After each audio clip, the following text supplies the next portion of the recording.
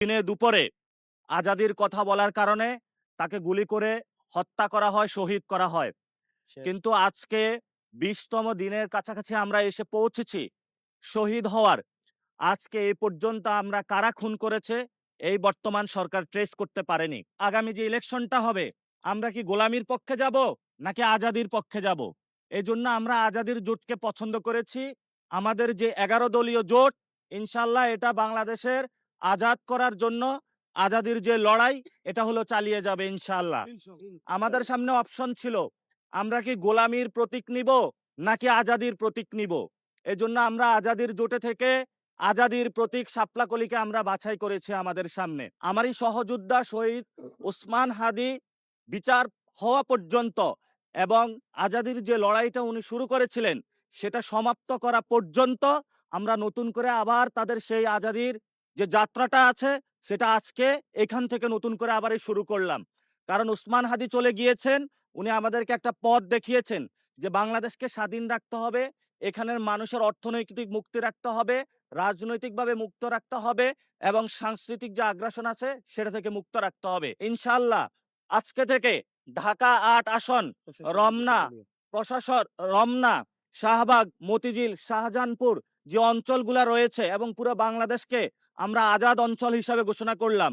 এই অঞ্চলে যদি কোনো ব্যক্তি বা কোনো দল আপনাদের কাছে চাঁদাবাজি করে, সন্ত্রাসী কার্যক্রম করে, দখলদারিত্ব করে, তাহলে আপনারা আজাদির স্লোগান তুলে তাদেরকে আপনারা গ্রেপ্তার করে প্রশাসনের হাতে তুলে দিবেন।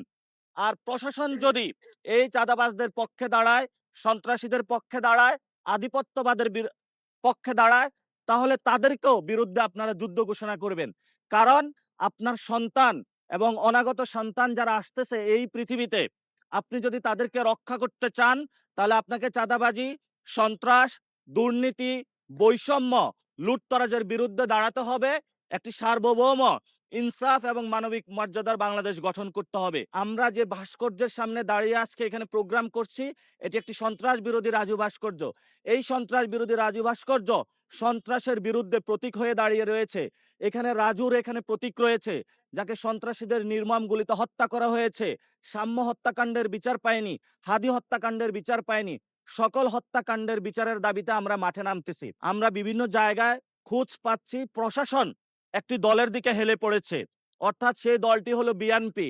সবাই বিভিন্ন জায়গায়, যখন আমাদের তারেক রহমান বাংলাদেশে এসেছেন আমরা তাকে স্বাগত জানিয়েছি, কিন্তু বিভিন্ন কর্মকর্তা কর্মচারী প্রশাসনের তারা রোডের পাশে গিয়ে তারেক জিয়াকে অফিস বাদ দিয়ে হলো সালাম বিনিময় করেছিলেন। এই কর্মকাণ্ডগুলো আমরা শেখ হাসিনার আমলে দেখেছি, কিন্তু আমরা এই বর্তমান বাংলাদেশের কর্মকাণ্ডগুলো দেখতে চাই না। এজন্য আমরা বলবো যে আজাদির প্রতীক শাপলা প্রতীকে থাকুন। যেগুলো গোলামির প্রতীক, বাংলাদেশের মানুষকে, ঢাকা ৮ আসনের যারা ভোটার তাদেরকে বলবো কোনো গোলামির প্রতীকের সাথে যাবেন না, কোনো মাফিয়াতন্ত্রের সাথে যাবেন না, সন্ত্রাস চাঁদাবাজের সাথে যাবেন না।